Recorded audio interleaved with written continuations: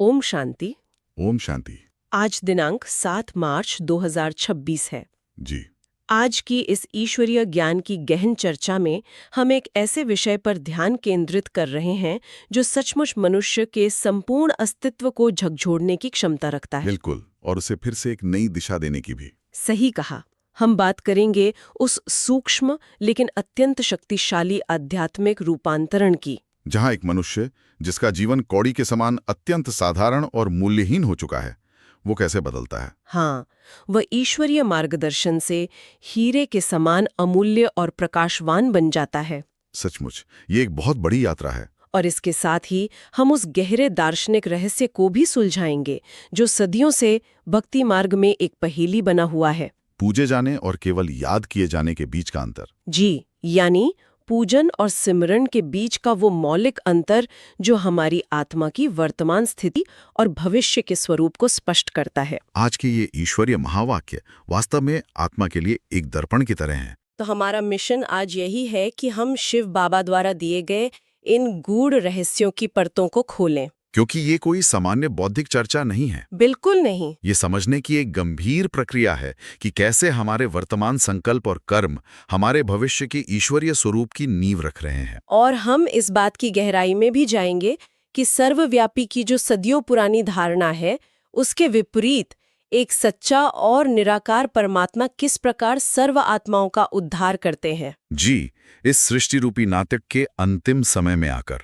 तो आइए इस आध्यात्मिक यात्रा की शुरुआत आज के ईश्वरीय महावाक्यों के सार से करते हैं। जी बिल्कुल। शिव बाबा कहते हैं, मीठे बच्चे, तुम इस समय बाप के साथ सेवा में मददगार बने हो, इसलिए तुम्हारा स्मरण होता है, पूजन नहीं, क्योंकि शरीर अपवित्र है। ये सार, जिसे हम ईश्वरीय ज्ञान का बीज भी कह सकते हैं, ये पूरी तरह से हमारे वर्तमान स्वरूप को स्पष्ट कर देता है। हाँ, हमारे द्वारा किए जा रहे पुरुषार्थ की वास्तविकता को दिखाता है। सचमुच ये हमारी आध्यात्मिक स्थिति का एक बहुत ही पारदर्शी और सत्य चित्रण है। तो इस बीज रूपी सार को और अधिक विस्तार देने के लिए आज के प्रश्न और उत्तर को उसी स्पष्टता के साथ पढ़ते हैं जैसे बाबा ने उच्चारण किया है। जी। प्रश्न है, कौन सा नशा तुम बच्चों की बुद्धि में निरंतर रहना चाहिए? और इसका उत्तर है, हम शिव बाबा के बच्चे हैं, उनसे राजयोग सीख स्वर्ग की राजाई का वर्षा लेते हैं।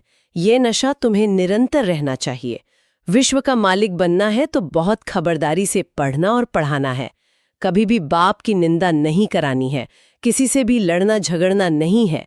तुम कौड़ी से हीरे जैसा बनते हो तो अच्छी रीति धारणा करनी है। इस उत्तर में सबसे पहला और सबसे गहरा शब्द जो ध्यान खींचता है वो है नशा। हाँ, नशा। देखिए, दुनिया में जब हम नशे की बात करते हैं तो वो हमेशा विनाशकारी ही माना जाता है। बिल्कुल, चेतना को सुन्न करने वाला और अहंकार को बढ़ाने वाला होता है।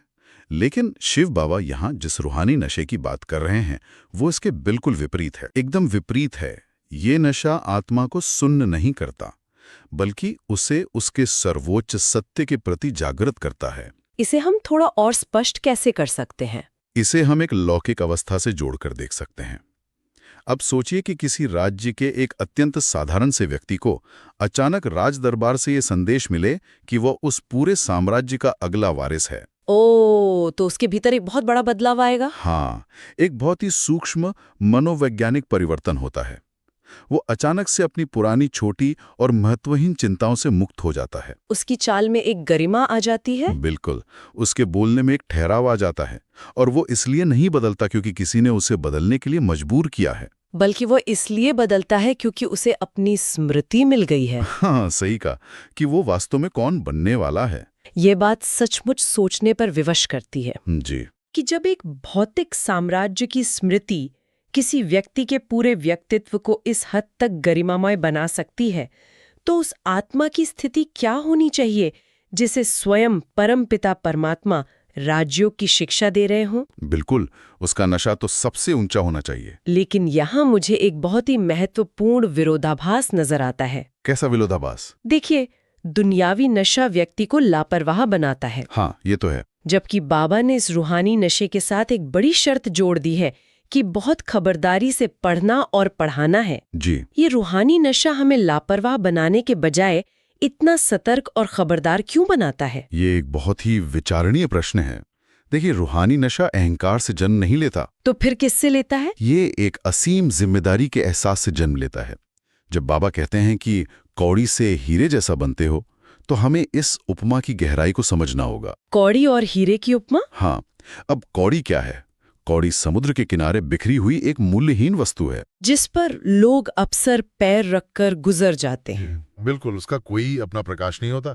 आज की दुनिया में एक साधारण मनुष्य की स्थिति भी कुछ वैसी ही हो गई है। चिंताओं और विकारों में बिखरी हुई। जी, और दूसरी ओर हीरा वो है जो भारी दबाव और ताप सहने के बाद एक ऐसा स्वरूप लेता है कि वो प्रकाश को अपने भीतर समेटकर उसे चारों ओर फैलाता है। बहुत ही सुंदर तुलना है ये।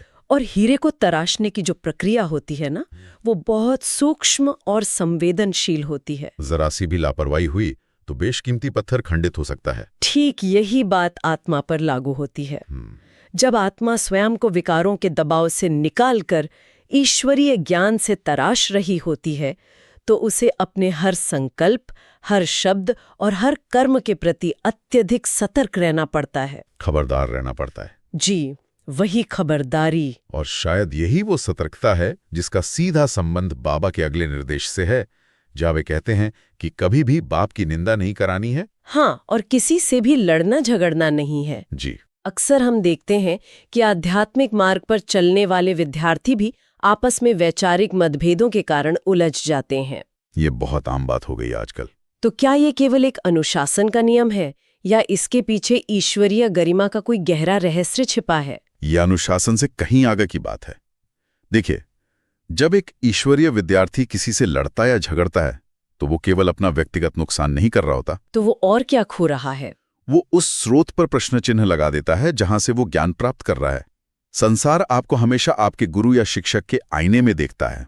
ये बहुत गहरी बात है। जी, यदि एक आत्मा यह दावा करती है कि वो स्वयं निराकार परमात्मा शिव से शिक्षा ले रही है, और फिर भी उसके व्यवहार में क्रोध है, ईर्ष्या या कटुता है, तो देखने वाले उस आत्मा की नहीं बल्कि उस परमात्मा की शिक्षा की निंदा करेंगे। बिल्कुल, आध्यात्मिक मार्ग पर यह सबसे बड़ा पतन माना जाता है। इसलिए बाबा स्पष्ट करते हैं कि यदि तुम हीरे जैसा मूल्यवान जीवन चाहते हो, तो ज्ञान केवल सुनने के लिए नहीं है, उसे अच्छी रीति धारणा में लाना होगा। हाँ, धारणा के बिना ज्ञान केवल एक बौद्धिक मनोरंजन बन के रह जाता है। और ज्ञान का ये व्यवहारिक पहलू ही हमें हमारी वास्तविक स्थिति से परिचित कराता है। सही कहा।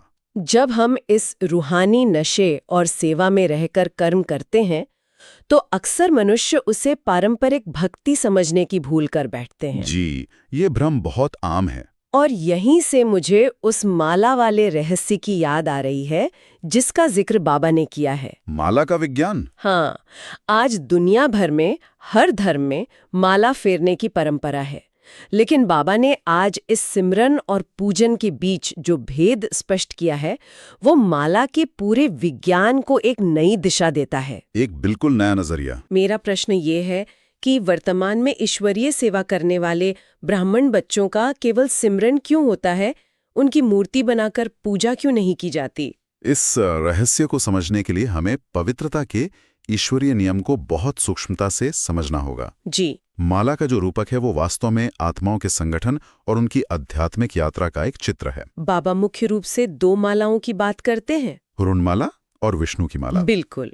रुणमाला जो आत्माओं की माला है, और विष्णु की माला जो भविष्य के देवी देवताओं की माला है, जैसे लक्ष्मी नारायण। हाँ, अब आपके प्रश्न पर आते हैं कि वर्तमान समय में सेवा करने वाले बच्चों का केवल सिमरन यानी सम्मानपूर्वक याद किया जाना क्यों होता है? जी, कल्पना कीजिए कि एक बहुत ही प्राचीन और भव्य महल है जो समय के साथ पूरी तरह खंडर हो चुका है, जिसे हम वर्तमान की तमो प्रधान या पतित दुनिया कह सकते हैं। सही कहा।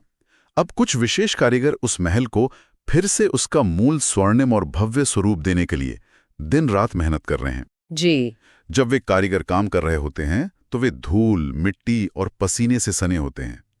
देखने वाले लोग उनकी अथक मेहनत, उनके समर्पण और उनके द्वारा किए जा रहे उस महान निर्माण कार्य की भूरी भूरी प्रशंसा करते हैं, उन्हें याद करते हैं। हाँ, यह है सिमरन। लेकिन कोई भी उन धूल से सने कारीगरों को उस महल के राज सिंहासन पर नहीं बिठाता, उनकी आरती नहीं उतारता। ये दृश्य वर्तमान समय की हमारी स्थिति को बहुत स्पष्टता से दर्शाता है। बिल्कुल। यानी जो ईश्वरीय विद्यार्थी आज इस पुरानी दुनिया को अपने ज्ञान और योग से नया बनाने की सेवा कर रहे हैं, उनकी आत्मा तो निरंतर ज्ञान से स्वच्छ और पवित्र हो रही है। जी, लेकिन जिस शरीर रूपी वस्त्र को उन्होंने धारण किया हुआ है, वो अभी भी इस पुरानी 5 तत्वों की अपवित्र दुनिया का हिस्सा है। एकदम सही। और किसी भी अपवित्र या मलिन वस्तु की पूजा का तो विधान ही नहीं है। बिल्कुल, यही वो तार्किक आधार है जो बाबा हमें समझाते हैं। शरीर अभी पतित है। इसके विपरीत जब हम विष्णु की माला की बात करते हैं, जिसमें सत्युग के देवी देवता आते हैं, जैसे श्री लक्ष्मी और श्री नारायण, हाँ, तो उनकी मूर्तियों की विधिवत पूजा होती है। क्यों? क्योंकि वे उस निर्मित हो चुके नए महल के अधिकारी हैं। सतयुग में। जी, सतयुग में केवल आत्मा ही संपूर्ण पवित्र यानी सतोप्रधान नहीं होती, बल्कि उनका वो भौतिक शरीर भी संपूर्ण शुद्ध और पवित्र तत्वों से बना होता है। वहां अपवित्रता या देह अभिमान का लेश मात्र भी नहीं होता। इसलिए उनकी संपूर्ण पवित्रता के कारण उनका पूजन होता है। तो फिर इस रुंडमाला की जो संरचना है, जिसमें हम ऊपर एक फूल देखते हैं, फिर कुछ विशेष दाने जिन्हें मेरू कहा जाता है, और फिर बाकी के दाने, जी, ये संरचना आत्माओं के किन गुणों और उनके किस प्रकार के पुरुषार्थ को दर्शाती है? रुंडमाला की यह संरचना ईश्वरीय परिवार के पदानुक्रम और सेवा के स्तर को दर्शाती है। पदानुक्रम यानी हायरार्की। हाँ, माला में सबसे ऊपर जो एक अलग फूल होता है, वो सर्वशक्तिमान निराकार परमात्मा शिव का प्रतीक है, जो जन्म और मरण के चक्र से पूरी तरह मुक्त और न्यारा है। बिल्कुल। उस फूल के ठीक नीचे 2 दाने एक साथ जुड़े होते हैं, जिन्हें मेरू कहा जाता है। ये मेरू प्रजापिता ब्रह्मा और जगदम्बा सरस्वती के प्रतीक हैं। उन्हें मेरू क्यों कहा जाता है? उन्हें मेरू इसलिए कहा जाता है क्योंकि वे निराकार परमात्मा और साकार दुनिया के बीच का मुख्य सेतु हैं, एक ब्रिज हैं। जी। उन्होंने इस ईश्वरीय ज्ञान को अपने जीवन में धारण करने और उस ज्ञान गंगा को दुनिया भर में प्रवाहित करने में सबसे अधिक अथक परिश्रम किया है। और सबसे अधिक विरोध का भी सामना किया है। सही कहा। और उसके बाद माला के जो बाकी दाने हैं, वे उन सभी महान आत्माओं के प्रतीक हैं जिन्होंने मेरू के समान ही स्वयं को ईश्वरीय विश्व कल्याण की सेवा में पूरी तरह समर्पित कर दिया है। जो जितना अधिक निस्वार्थ भाव से ज्ञान और योग की सेवा करता है, वो इस माला में फूल और मेरू के उतना ही समीप पिरोया जाता है। बिल्कुल। ये अत्यंत प्रेरणादायक है कि हमारा वर्तमान निस्वार्थ कर्म हमें इस ईश्वरीय माला का हिस्सा बना सकता है। सचमुच। लेकिन जब हम ज्ञान देने और विश्व कल्याण की बात करते हैं, तो एक बहुत बड़ा वैचारिक द्वंद्व सामने आता है। वो क्या? दुनिया के इतिहास में बहुत सी महान आत्माएं, धर्मगुरु और पैगंबर हुए हैं जिन्होंने मानवता को दिशा दी है। जी बिल्कुल दी है। लेकिन शिव बाबा बहुत ही स्पष्ट शब्दों में ये घोषणा करते हैं कि सर्व का सद्गति दाता केवल एक बाप ही है, यानी परमात्मा। हाँ। ऐसा क्यों है कि अन्य धर्म स्थापक आत्माओं को सद्गति नहीं दे सकते? इसे समझने के लिए हमें सृष्टि चक्र के उस विज्ञान को समझना होगा जिसे बाबा सतोप्रधान से तमोप्रधान की यात्रा कहते हैं। सतोप्रधान से तमोप्रधान? जी। सतोप्रधान का अर्थ है किसी भी आत्मा की वह मूल, संपूर्ण, शुद्ध और ऊर्जा से भरपूर अवस्था। और तमोप्रधान? तमोप्रधान का अर्थ है समय और कर्मों के बंधनों के कारण ऊर्जा का क्षीण हो जाना और मलिन अवस्था में आ जाना। जी। जब कोई महान धर्म स्थापक जैसे क्राइस्ट, बुद्ध या इब्राहिम ऊपर परम धाम से इस सृष्टि रूपी रंगमंच पर आते हैं, तो वो अपनी सतोप्रधान यानी परम पवित्र अवस्था में आते हैं। हाँ, वे अपने पवित्र प्रकंपनों से एक नए धर्म की स्थापना करते हैं। लेकिन एक बार जब वे इस सृष्टि नाटक का हिस्सा बन जाते हैं और मानव शरीर धारण कर लेते हैं, तो वे भी कर्म और जन्म मरण के उस अटल चक्र में बंध जाते हैं। समय के साथ? जी, समय के साथ जन्म दर जन्म उनकी आत्मा की ऊर्जा भी धीरे धीरे सतोप्रधान से रजो और फिर तमोप्रधान अवस्था की ओर नीचे उतरने लगती है। तो वे स्वयं भी उस चक्र में फंस जाते हैं? बिल्कुल। अब जो स्वयं इस भवसागर में उतर चुका है और समय के प्रवाह में गोते खा रहा है, वो डूबती हुई अन्य आत्माओं को बाहर निकालकर हमेशा के लिए मुक्त कैसे कर सकता है? सद्गति कैसे दे सकता है? हाँ, डूबने वाले को बचाने के लिए किसी का किनारे पर होना जरूरी है। ये तर्क बहुत ही स्पष्ट है।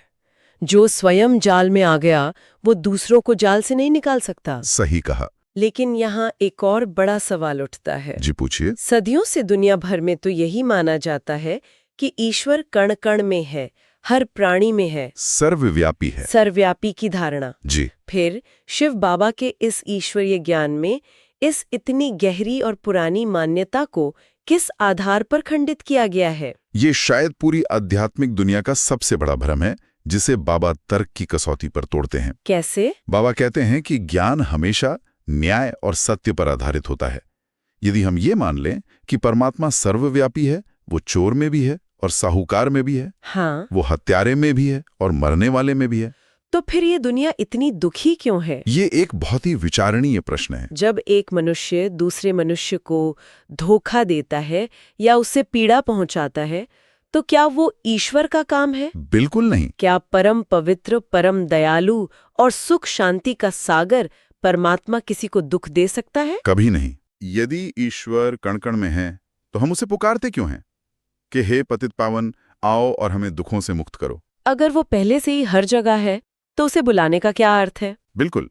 बाबा स्पष्ट करते हैं कि सर्वव्यापी की इस धारणा ने ही मनुष्य को आध्यात्मिक रूप से अनाथ बना दिया है। अनाथ बना दिया है। जी, परमात्मा एक निश्चित सत्ता है जो जन्म और मरण के चक्र से सर्वथा मुक्त है। वो केवल इस सृष्टि चक्र के अंतिम समय में, जिसे हम संगम युग कहते हैं, इस जर्जर हो चुकी दुनिया का उद्धार करने के लिए अवतरित होते हैं। ये वास्तव में गहराई से सोचने वाली बात है कि सर्वव्यापी की धारणा ने हमें ईश्वर के वास्तविक स्वरूप और उसके कर्तव्य से कितना दूर कर दिया था। जी, बहुत दूर। लेकिन जब निराकार परमात्मा सृष्टि के अंत में आते हैं, तो वे ज्ञान देने के लिए एक साधारण वृद्ध मनुष्य, जिन्हें ब्रह्मा कहा गया, उनके साकार शरीर का ही चुनाव क्यों करते हैं? ये भी एक बहुत गहरा सवाल है। कई बार ये प्रश्न उठता है कि यदि ईश्वर को आना ही था, तो वे किसी अत्यंत पवित्र और भव्य स्वरूप में क्यों नहीं आए? जैसे कि श्री कृष्ण, जिन्हें संपूर्ण पवित्र माना जाता है, उनके शरीर के माध्यम से ये ईश्वरीय ज्ञान क्यों नहीं दिया गया? ईश्वरीय लीला का वो गूढ़ रहस्य है जो इंसान के बौद्धिक अहंकार को पूरी तरह से तोड़ देता है। कैसे? हम हमेशा ईश्वर को भव्यता में और पूर्णता में खोजते हैं, लेकिन तर्क को देखिए। श्री कृष्ण इस सृष्टि नाटक के प्रथम राजकुमार हैं। सतयुग के राजकुमार? जी, उनका जो साकार शरीर है वो संपूर्ण पवित्र और दैवी तत्वों से बना है। वो सतयुग की उस नई और पावन दुनिया का फल है। हाँ। जब श्री कृष्ण विद्यमान होते हैं, तब दुनिया में कोई अपवित्रता या दुख होता ही नहीं। तो फिर वहां ईश्वर को आकर ज्ञान देने या पतित को पावन बनाने की आवश्यकता ही क्या है? वहां तो पहले से ही सब पावन है। कार्य इस पुरानी पतित और विकारी दुनिया के अंतिम चरण में करना होता है। इसलिए वे किसी देवता के शरीर में नहीं आ सकते। उन्हें एक ऐसे माध्यम की आवश्यकता होती है जो इस पुरानी दुनिया का ही हिस्सा हो। सही कहा, जिसने पूरे 84 जन्मों का चक्र पूरा किया हो और जो अपने अंतिम जन्म में एक साधारण मनुष्य जीवन जी रहा हो। इसलिए शिव बाबा ब्रह्मा के साधारण और वृद्ध शरीर में प्रवेश करते हैं, जिनका लौकिक नाम दादा लेखराज था। यह इस बात का प्रमाण है कि ईश्वरीय परिवर्तन जमीनी स्तर से शुरू होता है, न कि किसी पूर्व निर्मित भव्यता से। ये कितनी अद्भुत बात है कि सबसे असाधारण ज्ञान एक सबसे साधारण माध्यम से दिया जाता है। सचमुच। और यही वो ज्ञान रूपी धन है जो इंसान को अज्ञानी से ज्ञानी और अंततः स्वर्ग का अधिकारी बनाता है। बिल्कुल। बाबा इस ज्ञान धन को अपने तक सीमित रखने के बजाय इसका निरंतर दान करने पर बहुत जोर देते हैं। लेकिन ज्ञान धन का यह दान भौतिक धन के दान से किस प्रकार भिन्न है? भौतिक धन और ज्ञान धन के स्वभाव में एक मौलिक विरोधाभास है। आप कितना भी भौतिक धन दान करें, आपके खजाने से वो कम ही होगा। हाँ, भौतिक चीजें तो बांटने से घटती हैं। लेकिन शिव बाबा द्वारा दिया गया ये ईश्वरीय ज्ञान एक ऐसा अविनाशी खजाना है जिसे आप जितना अधिक दूसरी प्यासी आत्माओं को बांटेंगे, ये आपके भीतर उतना ही अधिक गहरा, स्पष्ट और स्थायी होता चला जाएगा। ये तो बहुत ही सुंदर बात है। और ये दान केवल शब्दों का नहीं है। जब एक आत्मा दूसरी आत्मा को उसके वास्तविक स्वरूप की स्मृति दिलाती है, तो वो वास्तव में उसे जीवन दान दे रही होती है। जीवन दान? जी। और जो आत्माएं इस ईश्वरीय कार्य में अपना सर्वस्व लगा देती हैं, वही भविष्य में उस नई दुनिया की राजाई प्राप्त करने की अधिकारी बनती हैं। और इस ज्ञान को जीवन में उतारने की जो प्रक्रिया है, जी, उसे बाबा धारणा कहते हैं। धारणा। जी। आज धारणा के लिए जो मुख्य बिंदु दिए गए हैं, वे बहुत ही व्यवहारिक लेकिन गहरे हैं। हाँ। बाबा का पहला निर्देश सबसे मीठा बोलना है, देह अभिमान रूपी सबसे बड़े दुश्मन का दान करना है और आत्मा अभिमानी व परमात्मा अभिमानी बनना है। जी। मीठा बोलना सुनने में बहुत ही सामान्य सा उपदेश लगता है, लेकिन बाबा ने इसे देह अभिमान के दान के साथ क्यों जोड़ा है? क्योंकि इनका सीधा संबंध है। क्या हमारी वाणी की कटुता का सीधा संबंध हमारी शारीरिक पहचान से है? 100%। आप देखिए कि जब भी हमारी वाणी में क्रोध, अहंकार या कटुता आती है, उसके पीछे का मूल कारण क्या होता है? मैं और मेरा का टकराव। बिल्कुल। मैं एक बड़ा अधिकारी हूं, मैं शरीर से सुंदर हूं, मैं उम्र में बड़ा हूं, या मेरा ये पद है। ये सब देह अभिमान के अलग अलग रूप हैं। जी। जब हमारी ये झूठी पहचान आहत होती है तो हमारी वाणी से विष निकलने लगता है। भौतिक उपाधियों का हमेशा आपस में टकराव होता है। ये तो हम रोजमर्रा के जीवन में देखते ही हैं। हाँ, लेकिन जब हम इस सबसे बड़े दुश्मन देह अभिमान का दान शिव बाबा को कर देते हैं और ये स्मृति पक्की कर लेते हैं कि मैं एक शांत स्वरूप शुद्ध आत्मा हूं, और सामने वाला भी एक आत्मा है, तो टकराव का कोई आधार ही नहीं बचता।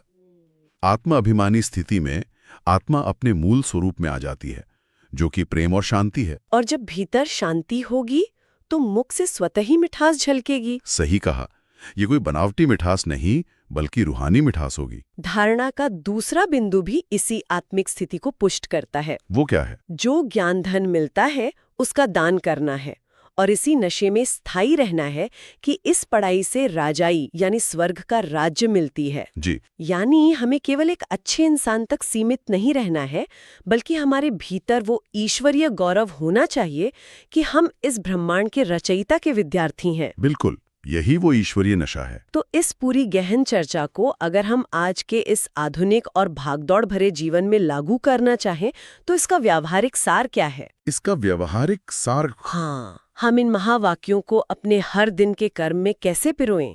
इसका सबसे शक्तिशाली और अचूक तरीका है साक्षीपन की स्थिति में स्थित होना। साक्षीपन, जिसे हम अंग्रेजी में डिटैच्ड ऑब्जर्वर कहते हैं। आप इसे इस तरह समझिए, जब आप किसी थिएटर में बैठकर कोई नाटक देख रहे होते हैं जी, और मंच पर कोई बहुत ही दुखद या तनावपूर्ण दृश्य चल रहा होता है, तो क्या आप अपनी सीट से उठकर रोने या चिल्लाने लगते हैं? नहीं, क्योंकि हमें पता होता है कि वो नाटक है। बिल्कुल।